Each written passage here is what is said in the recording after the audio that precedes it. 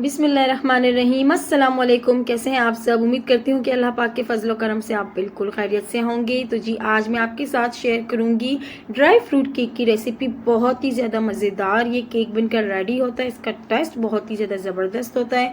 Test को अच्छा और ज़बरदस्त करने के लिए हम कौन सी चीज़ों का इस्तेमाल करेंगे और साथ ही साथ चीज़ों का ऑल्टरनेट भी मैं आपको बताती जाऊंगी। ठीक है, तो आपने वीडियो को पूरी देखनी है, स्किप नहीं करनी है। तो अब स्टार्ट करते हैं अपनी वीडियो को। यहाँ पर मैंने 7 इंचेस का जो है माउल्ड ले लिया है। ठीक है, 7 इंचेस का राउंड टिन ले लिया है।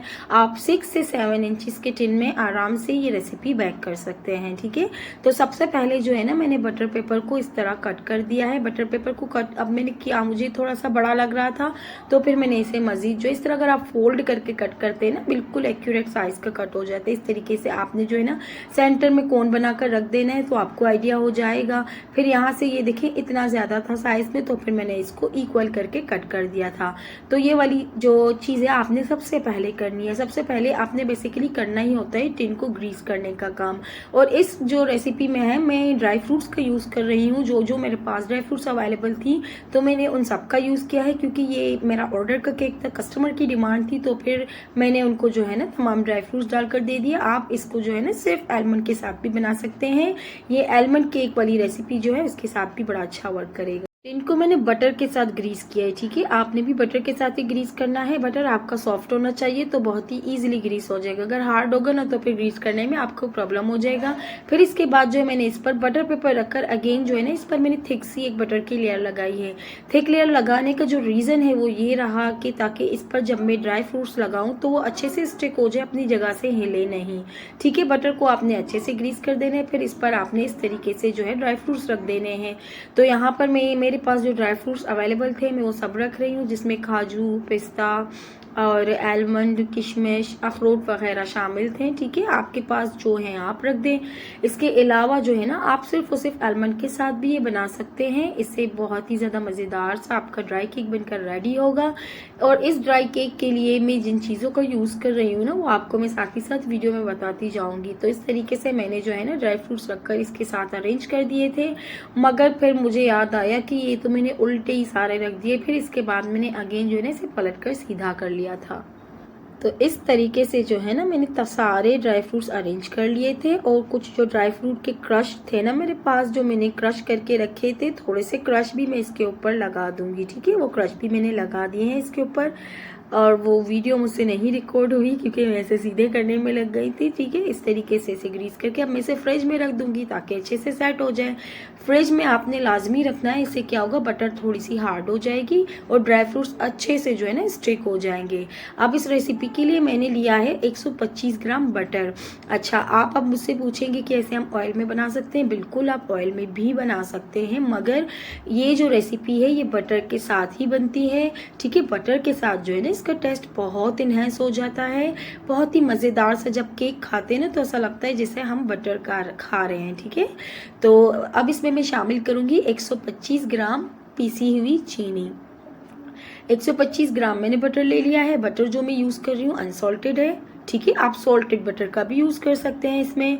और जो मार्जरीन वगैरह है, ब्लू बैंड वगैरह, आप उनका भी यूज़ कर सकते हैं।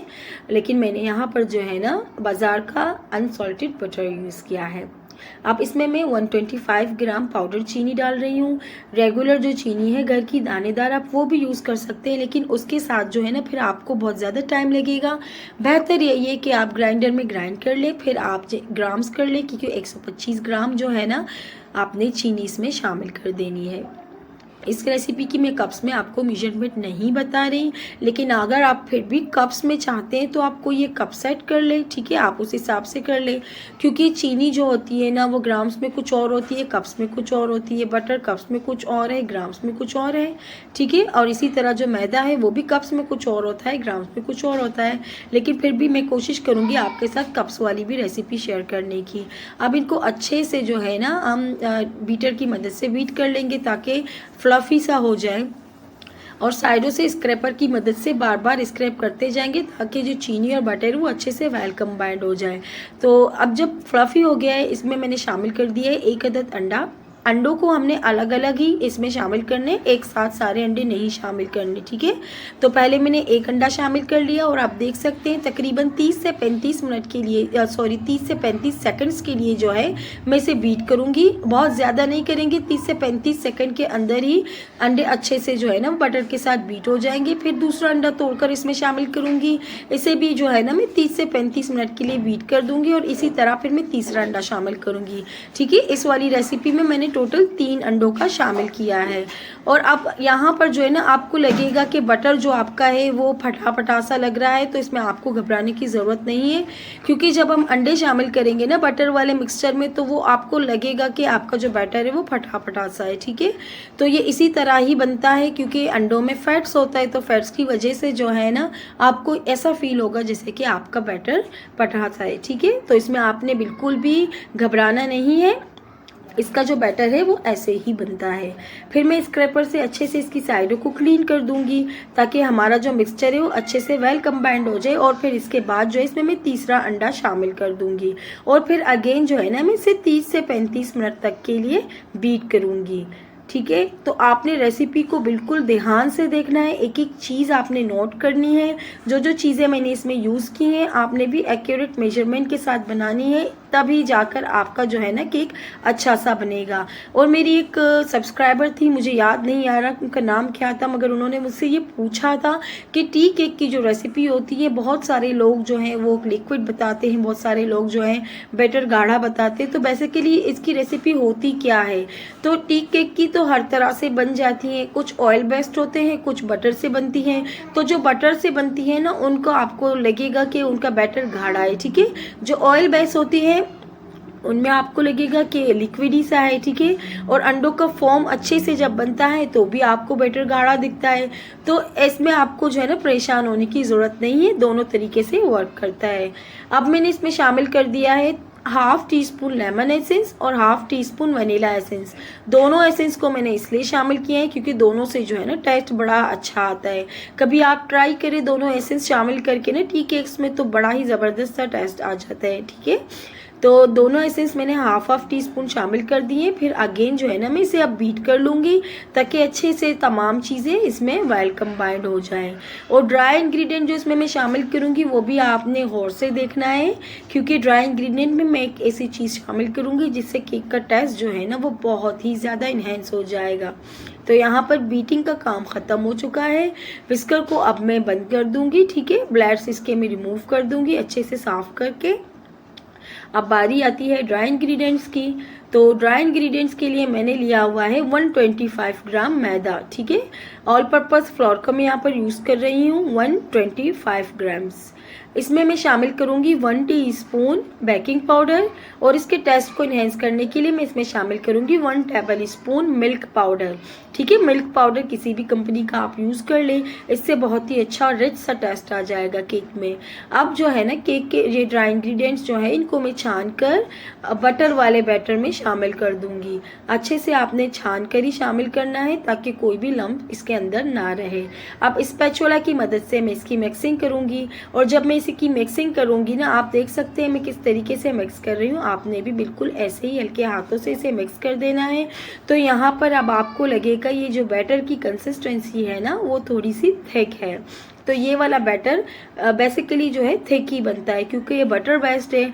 और आपको एक और इम्पोर्टेंट बात मैं बताती चलूँ, आप किसी भी बेकरी से जो है ना आप आलमंड केक ले लें तो आपको हार्ड ही मिलेगा क्योंकि बटर बेस्ड होता है। तो रखने से जो है ना मौसम भी सर्दियों वाला मौसम चल रहा है तो बटर जमने की वजह से ना वो हार्ड सा हो जाता है। लेकिन अगर आप इसे फ्रिज में रखेंगे ना तो वो और ज़्यादा हार्ड हो जाएगा। आप इसे ईजिली 3 से 4 दिनों तक किसी भी एयर टाइट जार में कंटेनर में आप रख सकते हैं, ठीक है। एयर टाइट कंटेनर में आप इसे अच्छे से कवर करके रख सकते हैं 3 से 4 दिनों तक। ये बिल्कुल भी नहीं ख़राब होगा और ना ही जो है ना इसका आपको जो है ना टेस्ट ख़राब लगेगा, ठीक है। अगर आप फ्रिज में रखेंगे तो ये हार्ड हो जाएगी। आप इस स्टेप पे मैंने जो है 1/4 कप इसमें क्रश किए हुए ड्राई फ्रूट्स शामिल कर दिए हैं, ठीक है। तो 1/4 कप मैंने क्रश किया हुआ ड्राई फ्रूट शामिल कर दिया है। बाज़ औक़ात जो मैदे की क्वांटिटी होती है ना आलमंड वाले केक में उससे 1/4 कप निकाल कर मैदे से तो फिर 1/4 कप आलमंड का पाउडर शामिल कर देते हैं। तो मैंने ऐसा नहीं किया है, मैंने पूरी क्वांटिटी रखी है, मैंने बस क्रश किया हुआ इसमें ड्राई फ्रूट शामिल कर दिया है। और अब किस तरीके से मैं इसे असेंबल कर रही हूँ ये भी आपने गौर से देखना है, बहुत ही इंपॉर्टेंट स्टेप है। थोड़ा थोड़ा बैटर उठाकर जो है ना मैं टिन में अलग अलग रखती जाऊँगी। इस तरह रखने का मकसद मेरा ये रहा ताकि नीचे जो हमने लेयर लगाई हुई है ना ड्राई फ्रूट्स की वो ना ख़राब हो जाए। अगर एक साथ हम इसे पोर करने लगेंगे तो ये लेयर सारी ख़राब हो जाएंगी। तो कोशिश करें कि आप जो है ना इस तरीके से रखें, ठीक है। तो इस तरीके से आपने थोड़ा थोड़ा बैटर उठाते जाना है और इस पर रखते जाना है और लास्ट में इसको जो है ना मैं स्पैचुला की मदद से अच्छे से इवन कर दूंगी।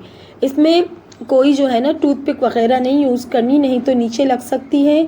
आपने जो है ना इस तरीके से स्पैचुला घुमा घुमा कर इसे जो है ना मैं स्मूथ कर लूँगी ताकि बैटर जो है ना वो अच्छी तरीके से पूरे टिन में फैल जाए, ठीक है।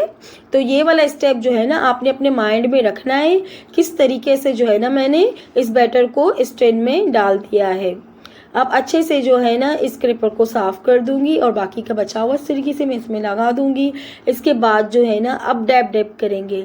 आपने 3 से 4 मरतबा अच्छे से डैब डैब करना है, बल्कि आप थोड़ा ज़्यादा ही डैब कर ले ताकि इसके अंदर जो है ना कोई भी एयर बबल्स ना रहे। और प्री हीटेड ओवन में मैं इसे बेक करूंगी 180 डिग्री सेल्सियस पर 25 मिनट के लिए, 25 से 30 मिनट के लिए। 30 मिनट में ओवन को रखूंगी और फिर मैं 25 मिनट के बाद चेक करूंगी। अगर मुझे लगेगा कि बेक हो चुका है फिर मैं इसे निकाल दूंगी। और बेकिंग ट्रे पर रखकर मैं इसे इसलिए बेक कर रही हूँ ताकि बेस में जो हमने इसके एलिमेंट्स वगैरह लगाए हैं वो जले ना। तो ये देखिए माशाल्लाह से 30 मिनट के बाद जो है ना केक बहुत ही अच्छे से बेक हो गया था। मैंने इसे चेक करके देख लिया था, 30 मिनट में केक अच्छे से बेक हो चुका है। अब इस तरीके से केक का मैं बोर्ड ले लूँगी और इसके साइडों को छुड़ाकर मैं इसे डीमोल्ड कर दूँगी। मैंने इसे 10-15 मिनट काउंटर टॉप पर ही रख दिया था ताकि अच्छे से ठंडा हो जाए। ठंडा होने के बाद जो है ना फिर इसे डीमोल्ड करना है। तो यहाँ देखिए अब मैं बटर पेपर को रिमूव करूँगी। माशाल्लाह बहुत अच्छी इसकी लुक आई है, बहुत ही ज़बरदस्त बना था और जिनका ये केक था उन्हें भी बहुत ही ज़्यादा पसंद आया है। आपने इस रेसिपी को ज़रूर से ट्राई करनी है और फिर मुझे फीडबैक लाजमी देना है कि आपने जो केक बनाया है वो कैसे बना था। कि इसका टेस्ट जो है ना इसकी मैं आपको गारंटी देती हूँ बहुत ही मज़े का बनता है। और यहाँ ऊपर से थोड़ा सा जो है ना हल्का सा डोम बन गया है, इसे मैं कट करूँगी, आपको दिखाऊँगी। आप इसका टेक्सचर देख लें, आप जो है ना इसकी सॉफ्टनेस देख लें, कितना सॉफ्ट और कितना ज़बरदस्त ये बना है। तो यहाँ देखिए माशाल्लाह से कितना सॉफ्ट ये केक हमारा बनकर रेडी हुआ है और उसका टेस्ट बहुत ही ज़बरदस्त था, बहुत ही ज़्यादा। तो आपने जो है ना इस रेसिपी को लाजमी ट्राई करना है। आप एज अ गिफ्ट किसी को दे सकते हैं या फिर आप ऐसे कर लें कि आप टी टाइम के लिए बना कर रख लें, तो ये बहुत ही बेस्ट रहता है, ठीक है। बहुत हेल्दी केक है। वैसे ड्राई फ्रूट्स बच्चे भी नहीं खाते, अगर इस तरीके से आप बना कर देंगे तो बच्चे भी बड़े शौक से खाएंगे और इसका लुक बड़ा ही ज़बरदस्त आता है। एक और इम्पोर्टेंट बात यहाँ पर मैं आपको बताने लगी हूँ, जो बेकरीज़ में केक्स वगैरह मिलते हैं ना इस तरह के ड्राई केक्स, तो उन पर जो है ना वो फ्रूट जेल या फिर न्यूट्रल ग्लेस जेल लगा देते हैं, ठीक है, ताकि इस पर एक अच्छी सी शाइन आ जाए। और जेल लगाने से जो है ना ये ड्राई फ्रूट्स वगैरह ख़राब नहीं होते और केक जो है ना काफ़ी दिनों तक फ्रेश रहता है। तो उनको डिस्प्ले पर लगानी होती है बेकरीज़ वगैरह में, तो वो जेल वगैरह लगा कर इनको डिस्प्ले पर रख देते हैं ताकि केक जो है ना फ्रेश रहे। तो यहाँ पर मैं यूज़ करूँगी हनी का। तो बाज़ औक़ात हनी भी लगाते हैं, बहुत सारे लोग शहद का भी यूज़ करते हैं और शहद जो है ना न्यूट्रल जेल के मुकाबले में ज़्यादा सेहत के लिए अच्छा भी है। तो कोशिश करें अच्छी से अच्छी चीज़ें अपने कस्टमर को देने की ताकि उनको खाने में बहुत मज़ा आए। और जाहिर सी बात है जब एक बंदा आपको पे कर रहा है, ठीक है, तो आप कोशिश करें आप उसे अच्छा फ्लेवर देने की। जब आपका फ्लेवर उनको अच्छा लगेगा तो यकीनन वो नेक्स्ट टाइम भी आपसे ही बनवाएंगे। तो इस तरह मैंने जो है ना इसमें हनी लगाकर ब्रश की मदद से अच्छे से पूरे केक की टॉप पर फैला लिया था और फिर मैंने इसे पैक कर दिया था। इसे पैक करने का भी जो है ना मैं तरीका आपको बताती हूँ कि मैंने इसे किस तरीके से पैक किया था ताकि इसकी सॉफ्टनेस जो है ना वो बरकरार रहे। और अगर आप फ्रिज में रख देते हैं ना इस केक को, बटर वाले केक को, कोई भी केक हो जो बटर वैसा हो, आप फ्रिज में रखते हैं तो वो हार्ड हो जाती है। आप वैसे भी इसको खुला छोड़ देते हैं तो वो हार्ड हो जाती है। तो कोशिश करें आप इसे एयर टाइट कंटेनर में रखने की, और जब आपको खाना हो ना तो आप 1-2 मिनट के लिए बस इसे माइक्रोवेव कर ले थोड़ी देर के लिए, ताकि ये अच्छे से जो है ना फिर से फ्रेश हो जाए। ठीक है, तो इस तरीके से मैं इस केक को रैपर में जो है प्लास्टिक रैपर में रैप कर दूंगी और फिर इसे बॉक्स में डालकर जो है मैं कस्टमर को डिलीवर कर दूंगी। आई होप कि आपको वीडियो अच्छी लगी होगी। वीडियो अच्छी लगने की सूरत में आपने लाइक ज़रूर करना है। चैनल पर न्यू है तो चैनल को जल्दी से सब्सक्राइब कर लें, ताकि हर रोज़ मेरी न्यू वीडियोस की नोटिफिकेशंस आप तक पहुंचती रहें। ठीक है, और इस केक के जो है ना मैंने 1200 चार्ज किए थे। वैसे इस केक के जो है ना चार्जेस 1500 होते हैं, मगर मैंने 1200 इसलिए चार्ज किए थे क्योंकि वो जो कस्टमर है वो मुझसे आप समझ लें कि फैमिली टर्म्स भी हैं, मेरी कज़न की नेबर हैं, तो उनके खातिर थोड़ा सा तो करना ही पड़ता है। ठीक है, आप इस केक की इजीली 1500 भी चार्ज कर सकते हैं।